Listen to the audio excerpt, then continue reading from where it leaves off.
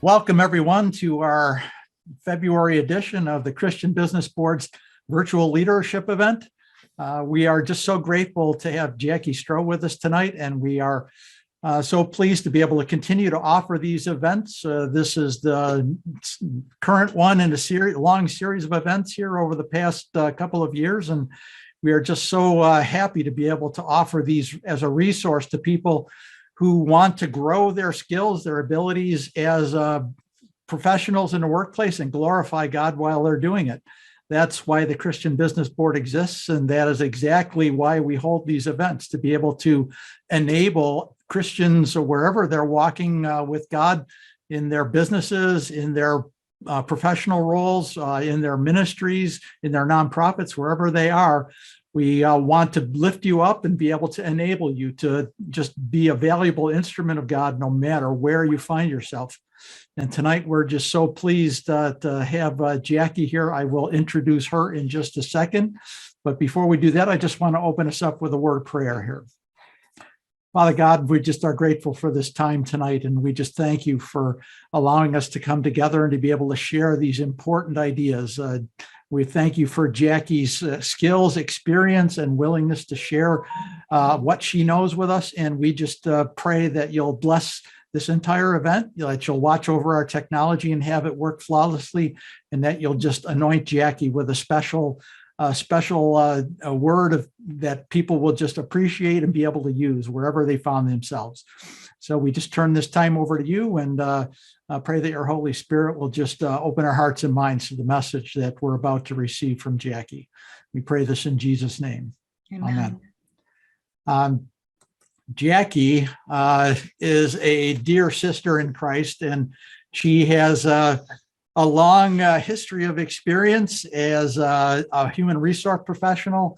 She has worked in a variety of different industries, in banking, in healthcare, in let's see, where else? We got a list here, in industry and in nonprofits. She's worked at the Center for Executive Development at the University of Buffalo. She's worked in the Canisius College Women's Business Center and also at the Cornell School of Industrial and Labor Relations. She is currently the founder and president of Clarion Call LLC and is practicing currently as a consultant and a coach in management, leadership development, and team building. She does one-on-one coaching and also will work to prevent conflict inside organizations and with individuals. Jackie holds an MBA from Canisius College and a BA in psychology and speech communication from the University at Buffalo. She currently resides in Angola, New York, and has one adult daughter who is just a sweetheart. She's helped me many times as well, her daughter Claire. So we're just grateful to have you with us tonight, Jackie, and we're looking forward to your message tonight. So please take it away. Well, good evening, everyone. Thank you, Bob, and the leadership of the Christian Business Board for inviting me to be with you tonight. I enjoy giving this particular presentation very much because it keeps me accountable to myself and to the Lord. I love doing this particular presentation with a Christian audience because I feel like I can bring all of my best self to work when I'm doing that, working with Christian brothers and sisters, and also to be able to incorporate scripture into this as we go. So what you are looking at on this first page, there's 3 pages total. Let me also introduce this by saying we know that given time constraints, we certainly will not get through all of 3 pages as working documents. However, I will make sure to let you know how those other handouts can best be utilized. And you, of course, can always contact me after that anytime. So the first thing that we're looking at is personal goal setting and why it's important for us to set goals, and to talk a little bit about what derails us and how we can sometimes restructure our thinking to get back on track. So we are told in Ephesians to redeem the time, and that is a primary reason why we set goals. We were all created with a purpose, and the more diligent that we can be in seeking the Lord to stay on that purpose, the more fulfilling we are going to be in our own life, but also the opportunity to glorify God is maximized. So one tool that we have for that is personal goal setting. What are some of the reasons that goals are so important? And I fully realize that I am talking to long experienced professionals in most cases, but I think tonight's going to be a good time to just take a breath and have a refresher and say, where am I with moving forward? So the first reason is that goals, and we can define a goal as a desired state, something that we believe is going to make life better or different or increase our capacity to contribute to the kingdom. So the first one is separating our past, present, and future. I love the verse in Luke 9:62 that says, anyone who puts his hand to the plow and looks back is not fit for service in the kingdom of heaven. And I think the Lord is trying to tell us that the past is helpful, but it is not a compass. It is not to set our direction. The past is something that we can learn from, but it is not to set our direction. Past, present, and future. So in setting goals, we're concentrating on the future and then also looking very clearly at the present and how are our choices in this present going to help us move toward that future. Another reason is putting our personal mission into action. Many of us who are on this call are probably consultants and have done strategic planning work. And when we listen to people long enough, we know the format to write a mission statement, and we can do that. But it's not just the words on the page or the words on the visual hanging in a corporate lobby. But when we think about goals and put the necessary thought and time, money, and energy that is going to put needed to put these goals into action, it's more than just words. We're saying we're making a commitment here of resources and of our very life. Minimizing our feelings of regret. I happen to personally love this one because as I get older, I certainly am much more aware that I want every single day to count.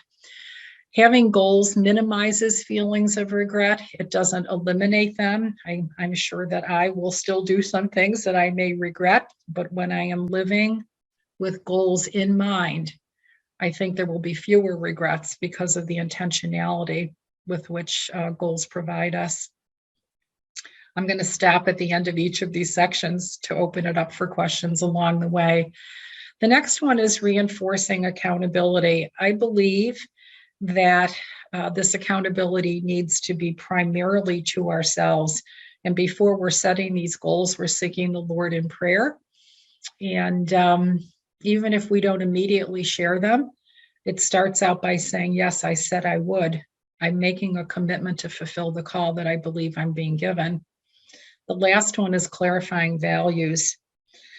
This can be very hard when we have to admit that some things are more important than others at certain seasons in our lives. There is, our values, I know our core values do not change, nor should they over the course of our lifetime. But in clarifying values, we are going to say that manifestation of those values is going to look a little different at different seasons in our lives. So we're going to have to make some choices on how those values are going to be manifested. What are the things that we are going to make priority at this particular time in life? So I want to stop at the end of each section rather than waiting until the end and just ask if anyone has any feedback, comments, questions, or one of my favorite open-ended teasers to use in a workshop setting. And here we are tonight, cozy, comfy in our respective places, or for those that will watch eventually online, to just ask the question, did any of this hit home for you? I won't linger long, but I do like to put it out there and allow a little breathing space for us all. Well, I like the I like the clarify values piece of it. Not just, I guess I'm thinking for myself, I know I've got a lot of things going on. And so I think that when you can lay out some goals, it can help you with what to focus on and what is not so important to focus on. Like, it's not just what's included, but what is less important, so that you can really focus on the main things. Yes. Things that line up to your values. Yes. There's a wonderful verse in Daniel 2 that says God changes times and seasons, Oh, boy, does he. Yeah, And that's when for those sure. times and seasons change, we need to not be on automatic. We need to be thoughtful and intentional about how those seasons change and what that looks like. Anyone else? Okay. Don, if you wouldn't mind moving up here. Thank you. Thank you. So next, I'd like to share some things that derail our goals. Excuse me. What are those things that can get in the way or get us off track or introduce too much doubt and disillusionment so that we give up? We just don't want that to happen. I'd like to talk about shame and blame as kind of cousins, or both are two sides of a coin. Shame is when we are carrying things, and this is why I love doing this in a Christian setting, that we have long been forgiven for. So when we are operating out of shame, it's still holding on to things that Jesus has said, I have forgotten them, and I wish you would too. They're not helping you. So shame is looking inward, and blame is when we're looking outward. And we are not able to forgive or not able to put in perspective the role that someone else may have played in a situation or a disappointment. So shame and blame, they don't help. Codependency. Bob has read a little bit about my background, and I want you all to know that when I use the following definition of codependency, that I've checked it out with my NFL approved therapist friends. So for a working definition of codependency, I use basing my decisions. When I'm behaving codependently, I am basing my decisions on someone else's potential reaction. Sometimes the reaction is fairly accurate or predictable, and it's not what we are to base our actions on. We have the leading and calling of the Holy Spirit to give us our green lights, and to be codependent is to overly depend on man and not the Holy Spirit. Unresolved grief. I am very grateful that there is no schedule for grieving. Unresolved grief is when even we know personally that we are becoming immobilized by our grief and that we're not able to move on. So I'm certainly assuming that everyone listening to this at any point in time would have by now lost something very dear to them. And it doesn't necessarily have to be a person. It could be a thing, it could be a place, it could be lots of things. But unresolved grief is when I know that I'm stuck and I probably need some help to move on. Following an inappropriate leader. This one's always lots of fun to do, especially in a corporate setting when people are sitting next to their boss in the room. Following an inappropriate leader, everybody gets a little nervous, like, why are we paying her to say this? What is an inappropriate leader? An inappropriate leader is someone whose values I do not respect. So for me, an inappropriate leader would be following someone whose values I do not respect. That's a huge cause for pause. And it also begs the conversation that within an organization, technically, there are no values differences. Isn't that what we tell people when we write a mission statement? These are joint values. These are shared values. But in reality, our behaviors do not always exhibit those shared values. And when we know that we are following a leader whose values we do not respect, that is definitely going to cause us some what we used to call in Psych 101 cognitive dissonance. Mm-hmm. This is not a situation where we want to remain. Perfectionism. This one's always fun to ask for a silent show of hands. Mm-hmm. Perfectionism. There is a huge difference between perfectionism and excellence. And one of the ways I can demonstrate this is with just a little hand gestures here. I'll try to keep them high enough onto the screen that people can stop see sharing them. For a second. There you go.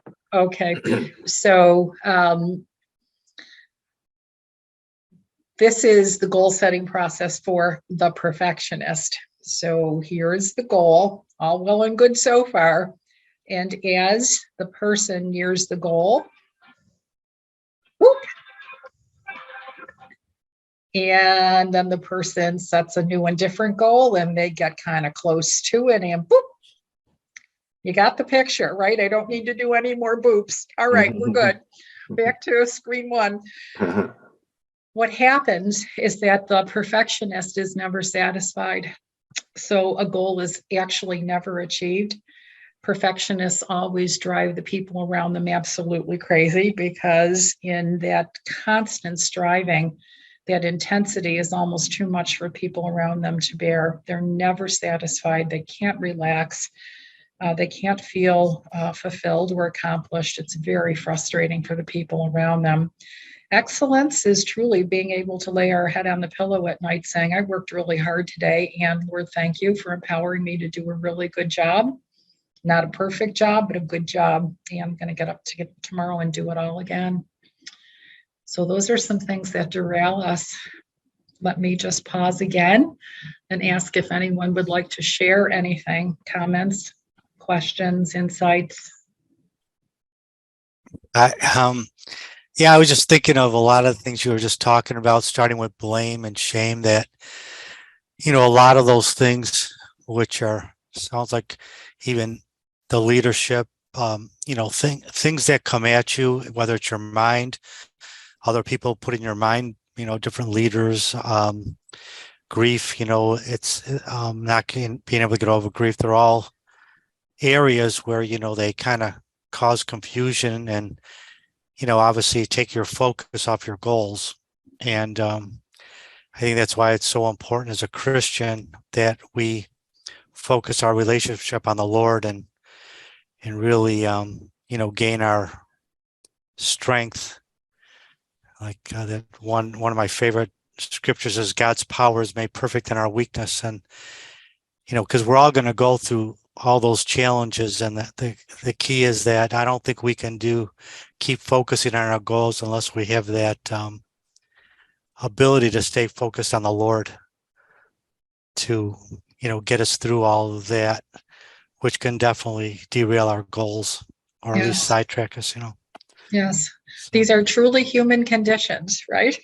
right. Shame and blame and codependency, being overly concerned about what people think about us rather than finding our self-esteem in Christ. We're all going to go through grief.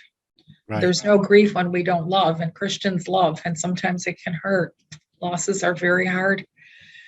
Takes us a while sometimes to identify that someone's an inappropriate leader. We'd like to think the best and put trust out there, and it may take us a while to admit that we're following a leader whose values we don't respect. Yeah. Anything else? Anyone?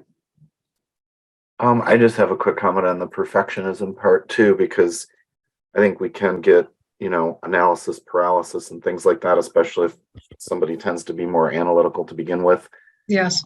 So many, many years ago, when I was running teams, I co-opted the age-old expression of KISS, which typically is keep it simple, stupid, as in a derogatory thing like, duh, keep it simple, right?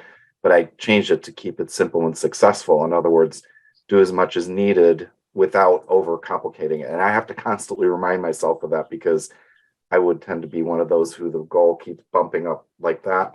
Mm-hmm. And there's a point at which you have to say, what we have is good. And then you move forward and learn from that as well. Yes. When you mentioned about being over analytical, there are times when if I'm trying to get someone to soften that approach to just say the window of opportunity is closing. Yeah, there you go. We really don't want to slam it on our fingers here, do we? Yeah, a perfect answer too late is much less effective than a answer that allows us to move forward with some amount of That's a great one. I had progress. not heard that, Art. I'll be quoting you on that one. Anyone else? Okay, how about if we move on then? Challenging any unproductive paradigms. So a paradigm is what we believe. It's a mental model. And sometimes we're believing stuff that isn't helping us move forward toward our goals. And here's a handful of them. I'll move through them and again, ask you for any comments or additions. It is Joyce Meyer has that word picture for us when she talks about the rocking chair and how when we're sitting in a rocking chair, we have lots of movement and we can deceive ourselves into thinking we're actually going somewhere or making some progress just because we're moving. So an unproductive paradigm is believing something that we think is moving us forward, but in actuality, it is not. So what are some things that we believe that are unproductive or could be unproductive? And the first one that we see here is that roles cannot be challenged. It's unproductive to believe that. Often someone will take over a position that maybe someone has had for many years or was a larger than life personality, and we might step into a role and assume that that role can't be challenged. And when I say challenged, I don't mean, hands on my hips, stubborn, I'm right, the other person was all wrong. I'm just saying that sometimes we move very hesitantly and we don't trust those gifts and talents that we have been given. So I think it's very appropriate to challenge roles or to be open to redefining them. We have to remember, especially in appointed positions or when we're a new hire on a team or in an organization, people have seen something in us that they want us to bring to the role. And the better and different that we bring is exactly what we're expected to bring. So we don't want to hesitate to be who we are and not to fall into believing that we need to be the last person in that role. Another one is believing it's okay if I don't, ... I left that open-ended intentionally because sometimes we're telling ourselves that something is okay and it is not okay. I call this management by stomach. Or sometimes, I don't know where y'all get your stress. Is it the back of your neck or your lower back, or where do you get your stress? But sometimes when we are saying that something's okay when it isn't, our body is screaming, you're lying. We're not screaming it out to the world, but we know that what we're saying is not true and something may not be okay. And we need to step back and think about that. Another unproductive paradigm is, and Art, this goes back to what you were just saying, is that even more information is needed. Sometimes there is no more information that's going to be available within a reasonable amount of time, or we admit that we could come back tomorrow and go around this mountain.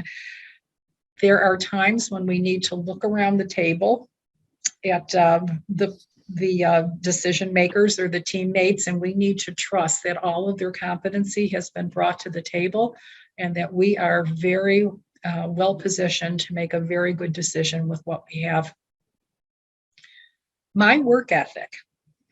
So my is in quotes because I think it's important that we are always challenging, am I working in this season of life the way I should be working? I personally not living up. Let's just go back to maybe people who are new in the workplace as an example. They haven't quite developed their own work ethic yet. Some people were raised by parents who were maybe not very productive or fruitful at all, and other people may have been raised by workaholics. And it's just very important for us to be thinking about what is appropriate for me in this season of life. The ethics part is not what's really changing. It's just the intensity, the amount of hours that we can dedicate. If travel is even appropriate, I know that even with being able to work remotely, that has its own set of challenges, and people believing that they can just do even more because they're not using that travel time. Just need to be aware of what season of life we're in. This next one, believing that exclusively affirming feedback sources are helpful. This certainly is not true. If we really want to learn and grow, it does us absolutely no good to only ask people who will tell us what we want to hear. There will be no growth through that. I always think about how on a Friday night after work, when you want to go out for a fish fry, you're not looking for feedback. You really don't want anybody talking about anything hot and heavy. You just want to be able to enjoy your fish fry. So if we truly want feedback because we are trying to learn and grow, it is so important that we ask people who we trust will tell us the truth, the whole truth, nothing but the truth. If we only want affirming, then go out with your friends on Friday for a fish fry and say, please tell me how wonderful I am. I've had a hard week, and they can provide that for you, but that's not going to help you grow. Mhm. This next one, if you can envision bookends, on the one end might be an insurmountable competency gap, and all the way on the other side is I have no competency gaps. Neither one of those is true. We can learn what's needed to be learned within reason. I realize that there are things I would never be able to learn because of the way my brain works versus someone else's. But to be able to learn the things I need to learn in the areas where I was called, it's unproductive to believe that my competency gaps are insurmountable. They are not. God will help me, and he will send the appropriate coaches and mentors for me to learn what I need to. It is unproductive also to believe that I have no competency gaps. I always say, ask anyone that's lived or worked with you for 3 months. They'll tell you where your competency gaps are. We're not always aware of them, but that's really where our teammates can be extremely helpful. And that's why we do performance reviews and we ask people for balanced feedback, because most of us do have competency gaps and we can overcome them. The next one, I shouldn't need to change. This is when we're digging in our heels and we're kind of in a gridlock in a relationship. Y'all know the expression, you could die waiting for someone else to change. Anybody ever heard that one? Mhm. That's what this one is about.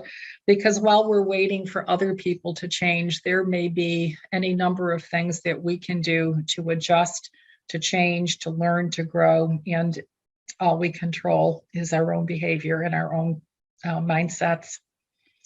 This next one, what if they knew? Sometimes we are carrying secrets that are burdening us to the point of making us unproductive.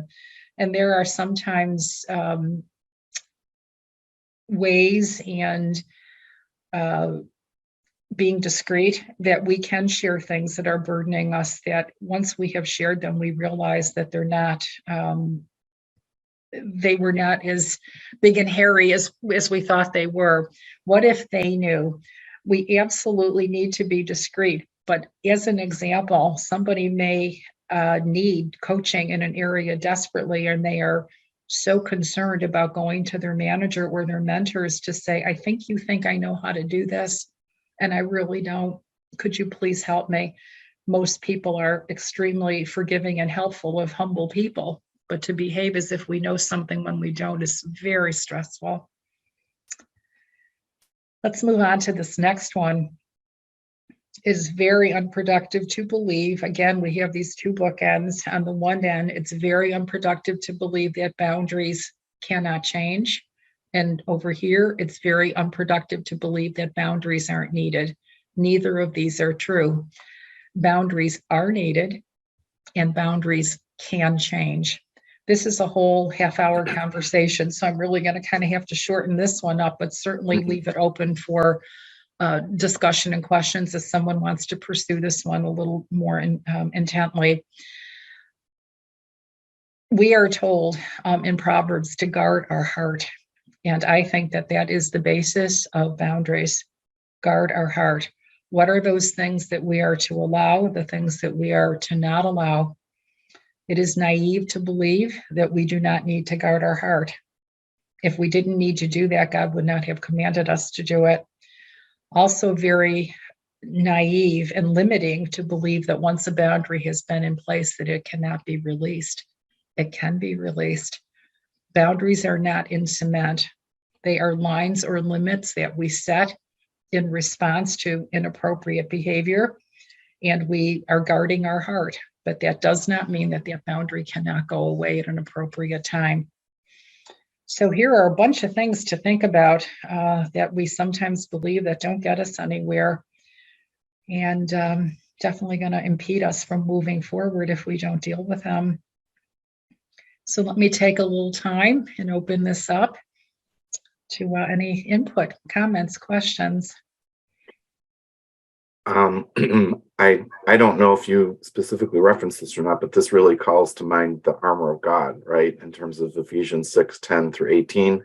And a lot of the things you're talking about are all about that, in terms of the belt of truth buckled around the waist, the breastplate of righteousness, and the shield of faith, and then the helmet of salvation and the sword of the Spirit. So I think a lot of these things speak to that, as far as the way that we are equipped and the way we should use that armor in the proper way to mutual advantage. Yes. Yes. Keep us healthy, right? Mhm, mhm. Healthy and wise, Yeah. and wealthy in soul. The other quick comment is, since I work a lot with sales teams, I tend to look at things through a sales perspective. And I know one of the things that a lot of times salespeople struggle with is the one about exclusively affirming feedback sources. Mhm, mhm. Because a lot of times in sales, you tend to gravitate toward the people that want to hear your story or make you feel good or whatever, but they're not necessarily the main decision makers or whatever. They may not be the ones that are the most important role, which is another piece of what you talked about there. So I think it's important not to just, we call it happy ears. It's important not to just have the happy ears, because that can mislead you. And sometimes you got to face the tougher conversations in order to find the people that are really going to benefit the most. Yes. Yeah. We all like to be affirmed. There's nothing Yeah. wrong with that. I mean, the word even says, let another man praise you. We're not to necessarily seek it. But when I'm training managers or leaders, I remind them that it is okay to ask for feedback. You may never get it from certain people unless you ask. And if you do ask, you still may not get it, because they need to believe that you want it. Right. And that you might do something with it. I think those are pretty well the two criteria before anyone would risk giving their opinion. Mhm. But it is important when we ask for feedback that we ask for balanced feedback. Mhm. So the recommended method, I believe, is to say to your teammates or to your employees, if you happen to be a leader on that team, share with me some things that I'm doing well that help you be productive in your job. And also, would you share some things with me that you believe I could be doing better or different? And when you ask that question sort of all in one long sentence, the person is free to give you both kinds of feedback. So I think we do need to ask for feedback. There are people whose feedback we really value, and they may not be particularly assertive in giving it. So I think we need to ask, and they may give it to us. But you're right. Just the mere fact that a leader says, I want feedback, that speaks volumes to the atmosphere and the openness of the collaboration that can happen. Yes. And it proves that I believe that I have competency gaps and that they're not insurmountable, and that you could be a person that would help me identify them and move Mhm. around them. I think most people with the right character, that you would go to and ask, I think they would be honored to help you out, because that's why they are where they are, right? So the right people are always willing to fill those gaps, if they know you're honestly willing to change, or if they, if that's why you're going to them. So I agree. I'm thinking of your organization as an example. When I've talked to Bob, or I've talked to Linda about the benefits of CBB as an example, to be able to, in a trusting environment, ask an honest question and get an honest answer. We do need people that we can trust to be able to share our vulnerabilities with, and to be able to know that we're safe in doing that. We're wise not to do that with just anyone. We need to do it where we know people care enough about us to tell us the truth, and to do it in a kind way. yeah, actually, that's probably one of the greatest benefits of why I joined and stuck around, because I always feel comfortable with this team of people coming with things that's sometimes, you just can't bring to anybody. Like, you got to bring it to a safe place where people, they're strong Christians, and they're already in leadership roles, and that they have your best interest. So it's been really, Christian Business Board has been just an awesome place for that. And this and your talk is right in line with what, we're all about. Great. Well, when we look at this page as a whole, okay, we're just reminded that God doesn't want us moving forward, and that we need to be honest about those things that are going to keep us stuck either in the present or in the past, and that we do have help available to us. The Holy Spirit is so good at keeping us honest. He's so gentle and so good about keeping us honest. And when something isn't working, to repeat it, I don't need to repeat the definition of insanity. That's, we've been there and we got that one down pretty good, but sometimes we are stuck and we need a friend to come alongside and say, let's try something else. But a lot of this, this whole page to me, is very much under the umbrella of seeking God for our created purpose, always moving forward and taking stock of the current season of life that we are in and what needs to change, what needs to stay, and what help do I need, and to trust God to provide those people that we can trust and get the feedback that we need to keep moving. Anything else on this? Okay, so Don, maybe we could go to that next page. This is a goal indicator self-assessment. I use this with all kinds of teams. Don, is the whole, could it show, at least not on my screen, can we show the whole thing? As long as we keep, can everyone see that well enough? You good to go? I'm going to explain it. Okay, thank you. That's perfect. So having talked about goals and people seeing the value in them, this is now an assessment that each of us can do that would help us indicate where are goals needed. What are the life variables? And I'm going to read them down the left side.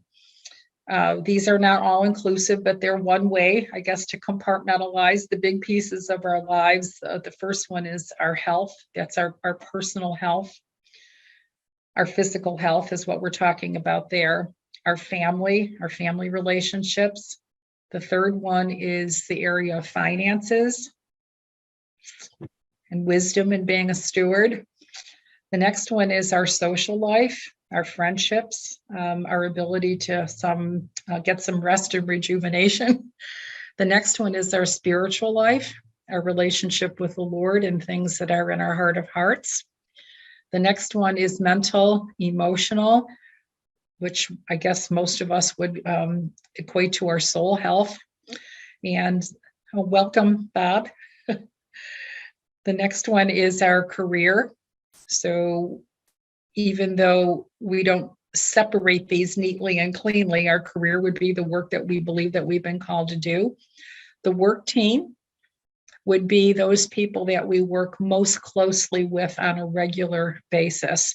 So for consultants, those might be your friends in the Christian Business Board. If you're doing a project together, if you're working an inside organization, it would be those people that you deal with, day in and day out. They're the people that you have common goals with, that you share feedback with, that you share accomplishments with. You'll see a blank box at the bottom because maybe some of you right now have something major going on that doesn't fit cleanly into any of these.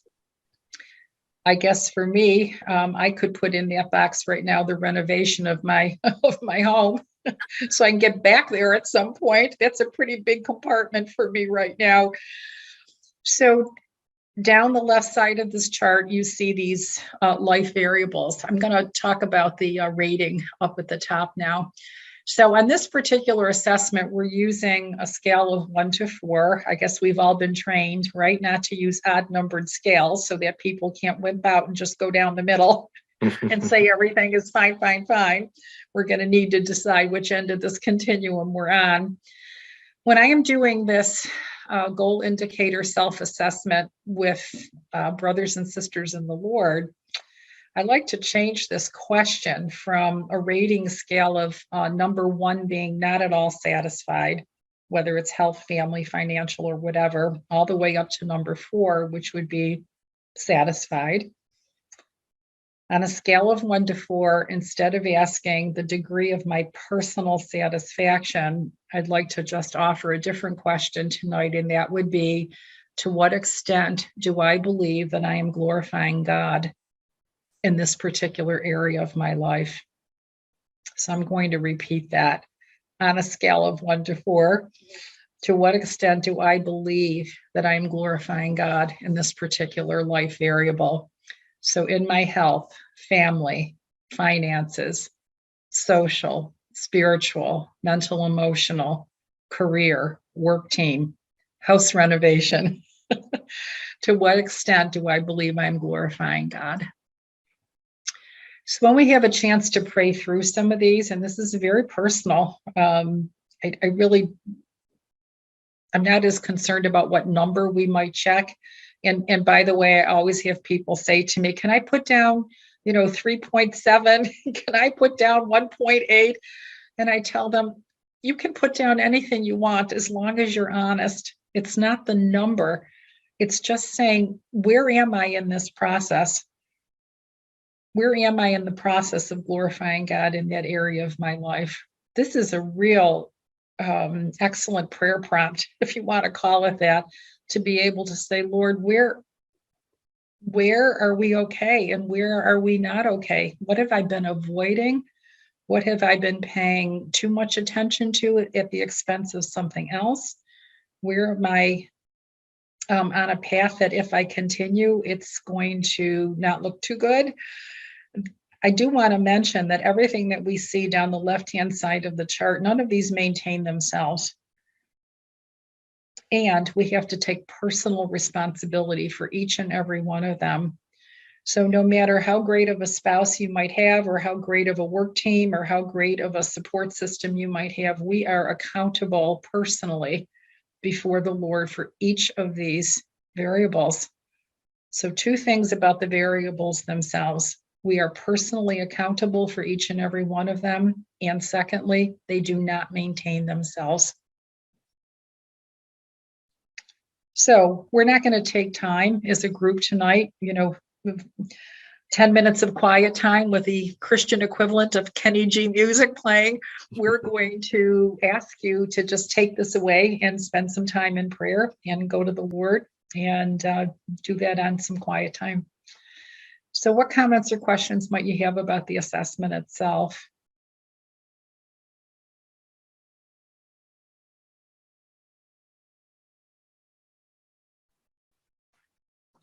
Jackie, I'm wondering, we used to do something like this as a group back years ago. We had a little different format for it, but the concept was very similar. We used to do this as an accountability test to each other. We'd share the results with each other. Have you ever used it as an accountability tool? Or have you always just used this as a private reflection sort of tool? I'm chuckling only because, Bob, whenever I've done this in a public setting, Christian or otherwise, I always preface it, if we're doing a debrief in a group, I always preface it with, please do not share your scores. Okay. And to your point, 9 times out of 10, people share their scores. So I don't know if it's because people have a need to talk about it. I'm not 100% sure why that happens. I try to structure it so that people's scores are kept confidential, and they know they don't have to share them. But I think people like to share them. I think they want to talk. So no, I have never personally used it in a group setting for that purpose of shared accountability. But let me tell you how I do debrief it. Since I tell them I don't want them to share their scores, what do I want them to do? What I ask people to do is, in general, please tell the group, without referring to any specific variable, please tell us how your 3s and 4s got to be 3s and 4s. Are you with me, everyone? Mhm. Yes. So how did your 3s and 4s get to be 3s and 4s? So Uh, what might you think some typical answers would be? By sharing your 1 and 2s with the group before you got to the 3s and 4s.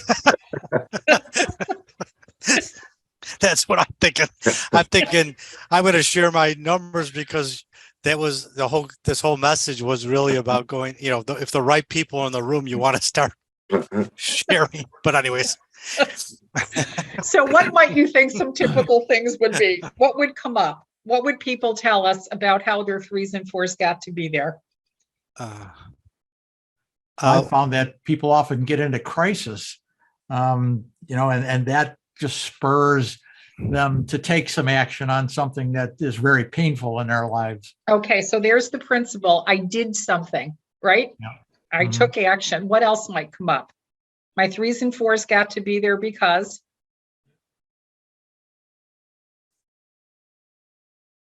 I mean, perseverance and just Perseverance. continuous improvement. Yes, continuous improvement. What else might come up? What might come up in a Christian setting? Prayer. Yeah. Right? Accountability. I often have people say, good luck. And then I have the opportunity to say, I personally don't believe in luck, but good luck with that. So that's how I use this, so that I can then say, I make a list, right? Keep it visible. And I say to everyone, see what you see here. This is how your 1s and 2s are going to become 3s and 4s. There's no magic here. We're going to have to set priorities. We're going to have to commit time, money, and energy. We're going to need to work hard. We're going to need to stay accountable. And in a Christian setting, we always have the guidance of the Holy Spirit, and we have to add thanksgiving, because we don't go anywhere without the Lord.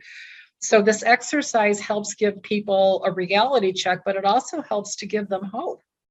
So as much as I ask people, don't share your stuff, they share their stuff. And I ask them, tell everyone in this room how your 3s and 4s got to be there. And then we just remind ourselves that it's not going to be anything other than commitment, prayer, hard work, admitting mistakes, holding yourself accountable.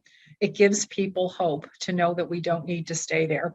The other thing I use this for, so the title happens on this page to be goal indicator self-assessment, is also when we're focusing more on life balance than specifically just on goals or bringing a sane person to work. Tonight, we're talking about bringing your best self to work. And when you work for a boss who has a balanced life, you're not under that constant stress that somebody's going to come in and be dumping their stress all over you, because they're managing things outside of work so that they can bring a calm professional into the workplace. So the other thing that we can use this for in terms of life balance is, again, admitting that at certain seasons of life, some of these are going to loom larger than others. Bob, you used the word crisis, right? If you have a health crisis, things pretty well stop in some of these other areas. We're going to need to address them. Or if we realize that we're losing our friends because we're not paying attention to them, we might want to move that social one up the ladder a little bit and start spending time renewing relationships, repenting where needed, and mending fences where needed if we have a lot of unforgiveness or unresolved stuff going on. So this is also a good check to say, not only what needs attention, but am I looking at all of them on a regular basis to assess where resources may need to be reallocated, for lack of a better word. It gives us a big picture look at our life right now. And then it is good to go back and say, how am I doing? Am I moving up this ladder? Am I glorifying God more and more in these areas of my life? Or am I not paying attention and they're slipping? Yeah. I love the idea about sharing the 3s and 4s and how they got to be that way, because I think that in a team setting, that can lead to people who are potentially mentors, or somebody might seek out their advice. So I could see a lot of connections being made there. And again, just showing vulnerability, transparency, willingness to share, all that. It's a really, really clever way to get that discussion going and the relationships built. Thank you. And also, Art, I have gotten some incredibly creative responses. I mean, many of us, I would assume, in the consulting arena, organizational development or management consultants or whatever, do what we do because we're constantly being amazed by people and how they think and what they have to bring to the party. I just hear some incredible things. And some people do want to share a little bit more detail about some of the struggles that they have overcome or special people in their life that came alongside them at very hard times. Stories are just amazing. So nothing is this neat and clean and linear and, straight line and boxed and whatever. It's just an example of a way to get us thinking about, Lord, am I glorifying you with my life? Am I moving forward? Am I listening to you? And am I following through with what I'm hearing and being asked to do? I'm so glad you stressed the whole concept of balance too, because that was one of the things when we did this exercise before in our group, we used to look at it as a wheel to make sure that there wasn't something that was way out of whack, because as you said, that if you have some that are 3s and 4s and some that remain 1s or 2s for a long period of time, your whole life is going to suffer because those 1s and 2s are going to impact everything else. I think that the whole idea of you need to make sure that you're paying attention across the board is so vital to maintaining your health, because 3s and 4s will deteriorate if you've got 1s and 2s tugging on them. Yes. And I like the wheel presentation even better, because somebody might think that this is a reflection of my personal rank ordering of things. Right. So I need to remember to tell people these are not in any particular order. You might number them from 1 to 8 or whatever, if you choose to. I'm just proposing as a overview that these are some life variables that we could use for discussion. Well, let's move on to our last handout, maintaining credibility in relationships. Are they all on there, Don? Because I don't have a hard copy of this one with me. Thank you. Okay, so again, I'd like to just give you an overview of this particular handout, and then at your leisure, have fun with this. Credibility, especially I think for Christians, is super, super important. And I'm giving a very simple definition that you can trust people to do what they say they're going to do, and they're going to keep doing it. You can trust them to do it, and you're going to trust them to keep doing it. And that's my simple definition of credibility. What a relief it is to work with people who have credibility. We all have enough to do. We need to trust that people are going to do what they say they're going to do, and they need to trust that we're going to do our part. So I think this is absolutely crucial in wanting to work with people. That's one of the ways I position this, is that sometimes we work with people because we have to. When we exhibit these behaviors, people work with us because they want to, and that's a really big difference. So we're not going to go through these one by one, but everything that you see down the left column, they all start with I, again, to reinforce that personal accountability, but they are all things that I believe should be valued, which takes us to the do well or will do well column. When people see the way that's worded, they think, are you commanding me to do this well? No, I am just a person suggesting to you that if you don't value this particular variable, you are not going to ever do it well. You have to value it. So my biggest challenge to people is when you read through these, if there's something here that you don't understand the value of, that's what I would want to spend time talking about in a workshop as an example. So let's just take a couple of these as an example. I prepare well for all customers, whether it's a performance appraisal for an internal customer, someone that reports to you, or an external customer. Are you prepared so that when that transaction or conversation or meeting starts, does that person feel like they are not an interruption? They're not an imposition. They feel valued.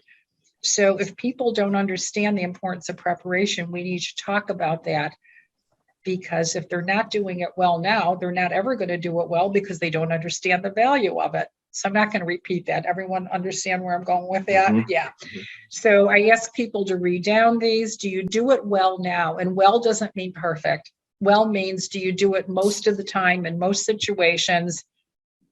it's top of mind. Let me define that as do well. We're aware of it, we value it, we work hard toward it, and our pattern is to do it well most of the time. Or we don't have a pattern of exhibiting that particular behavior well most of the time. So if I value it, I'm going to make a commitment. I'm going to set a goal around it. So preparing well for customers, expressing appreciation, being a knowledgeable referral source, speaking positively about people, evaluating my work for quality outcomes. I think that we need to be, our number one quality control person. I need to be able to leave a session that perhaps I did as a consultant, or if you're a manager and you've had a lot of difficult relationship issues that day, when you walk out that door, do you take time to say, these are the things I did well today, and these are the things I did not do well today. What was the result of my behavior? And be the first one to have that honesty and that openness and that vulnerability to say, I got to go back in tomorrow morning and address this first thing when I walk in. So again, looking for those patterns. Using the mission and values as guidelines to make decisions and solve problems. I think this gives employees, teams, organizations great security and the ability to take a deep breath when I walk in the door in the morning, when I know that the mission and values are going to guide decisions and solve problems. I call this having fewer negative surprises. A personal story that I can share just in it's my 34th year, I think, of Clarion Call. I have had my own consulting company for a very long time now. One of the questions I learned to ask before I took on a client, and it probably cost me some jobs along the way because it might have been too pointed of a question, but I would say to the leader or the decision maker before a project would start, are you willing to share with me what, I'll just call it bad behavior for the sake of conversation tonight. Are you willing to share with me what bad behavior the organization is allowing right now? And I would give them lots of time to think about that, because if I'm going to represent you, right, and be the cheerleader and go do your management training or your individual coaching or whatever, when I'm carrying your banner, I don't want people looking at me like she's pretty naive. That's not really what goes on here. I just need to know the truth. So I still might take the client, I still might carry the banner, I still might work behind the scenes to help them change. But we all need to come to grips with what are we allowing that does not look like that mission and values statement. Yeah. I love this last one. I respond confidently, or I get help or information. Talk about building trust when people, the old fake it till you make it thing just does not fly. I don't want to work with anyone that doesn't have the respect for me and my time to tell me the truth that they cannot help me, or that they're not the best person to help me. We're not all equipped to do everything. If I cannot respond confidently, I need to not respond, or I need to respond with, I cannot help you right now. So maybe it's a timing issue, or maybe it's, I can't help you because I'm not competent to help you. But we need to be honest, and we need to respect that people deserve quality the first time. So without reading through all of these, any comments or questions on behaviors that lend to a credible reputation and people working with you because they want to and not because they have to? Jackie, have you ever had anyone use this as like a 360 tool, where they've shared it with others and asked others to rate them in these different components of their behavior? I certainly give my clients the freedom to do that. I mean, I respect that they respect my copyrighted material, but I'm pretty free with it. Mm-hmm. I want people, and you would find many of these, Bob, on many 360 assessment things. There's only so many ways to describe management behavior. So I'm sure we've seen a lot of these on different kinds of assessments, but sure, it could be used that way. Any assessment that you see, I am always encouraging people to ask other people for feedback. I think a lot of people are nervous about doing that, or they have these preconceived notions, or they make assumptions about how people feel about their leadership or about their ability to be a good teammate, I think most people are willing to tell you if you ask them and they believe that you want it and that you just listen. That's the biggest one, right? Just listen and do not defend. Speaking about 360s, I'll just add a little bit something right here. When I have facilitated 360s in organizations, so Bob, say it was you, that you were the pickle in the middle, right? Getting the feedback from your boss, your peers, your direct reports. Sometimes I give that person the option of not having me as a facilitator in their feedback meeting, because I believe that they are non-defensive and they're a good listener. But occasionally I've had clients where I know that neither of those things were true. They were highly defensive and they were not a good listener. So I would impose myself, for lack of a better word, into the process to say, please allow me to facilitate your feedback meeting, because I did not have hope that they would listen non-defensively, where people would continue to talk to them and clarify why they rated them the way they did. It's a very tricky process. 360 evaluation, very, very tricky. I personally love it. I think it's a fantastic tool. I've lived through it. I have facilitated others.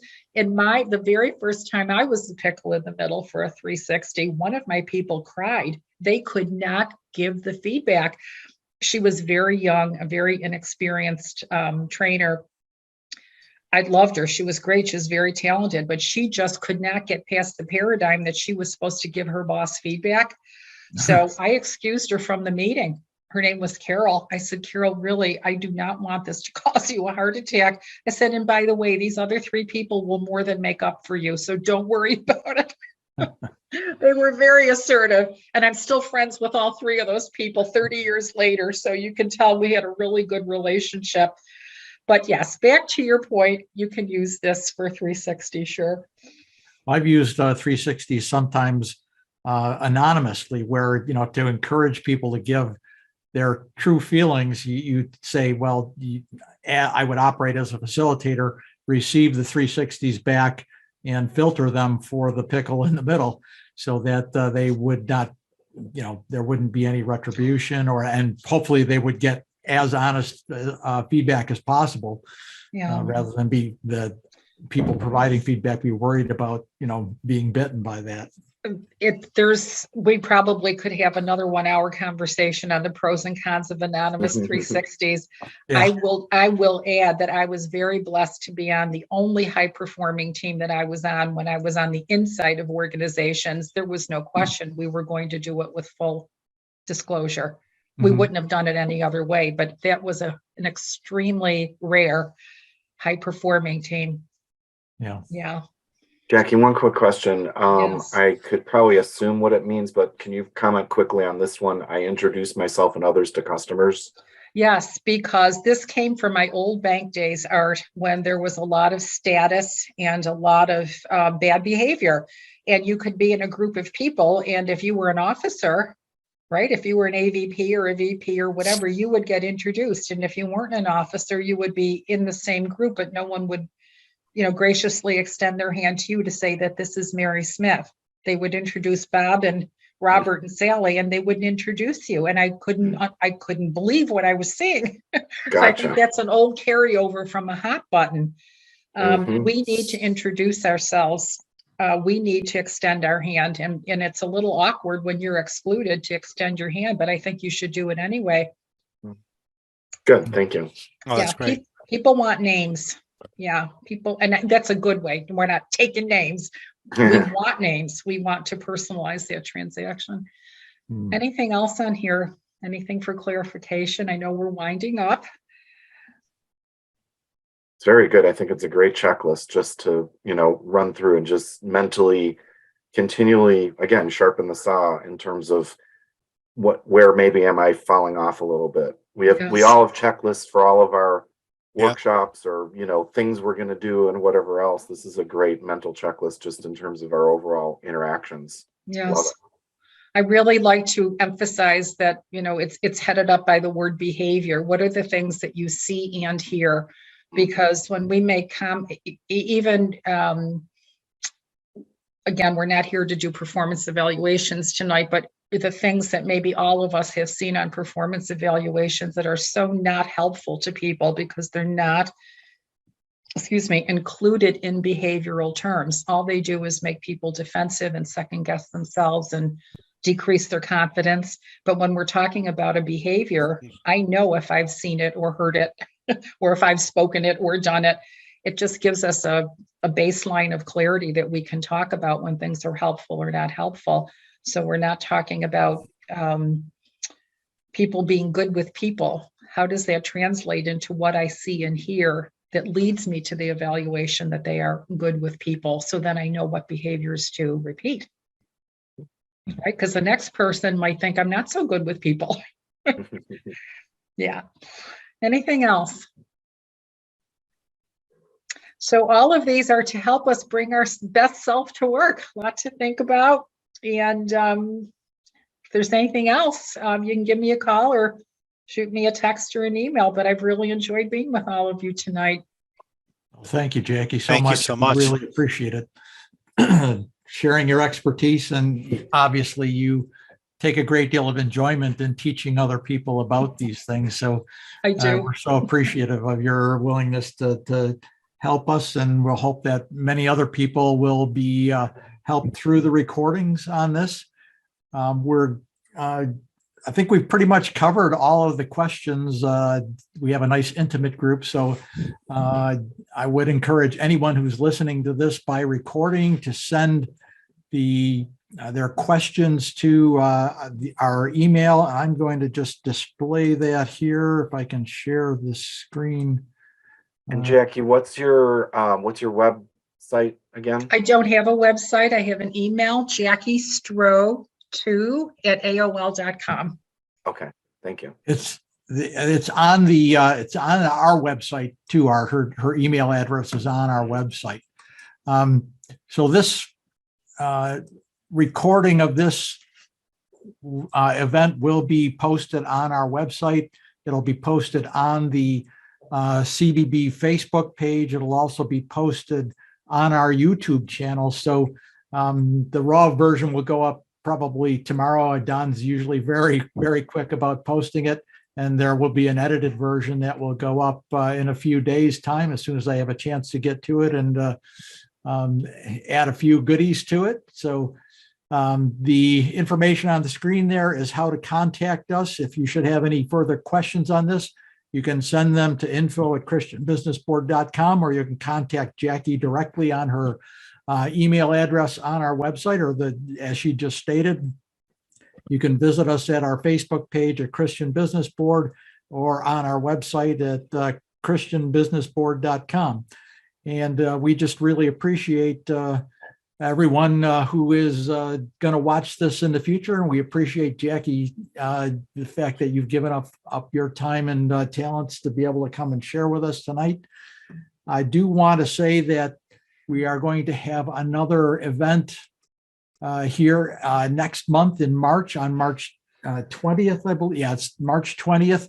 We're going to have Lois Ratz, who is the founder and president of Ready to Grow. She is actually from Canada, and she's also a director of our partner organization, the Canadian Christian Business Federation. So we're grateful to have her next month talking about empowerment in business. So please join us for that event, and we will be doing some publicity about that, and that will also go up on our website. More details about that, and the registration link will go up as soon as it's available.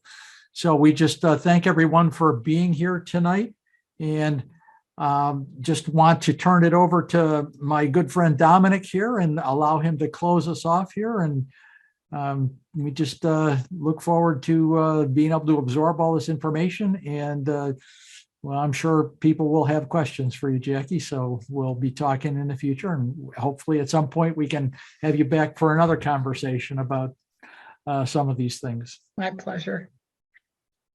Well, yes, well, let's just close. Jackie, thank you again so much.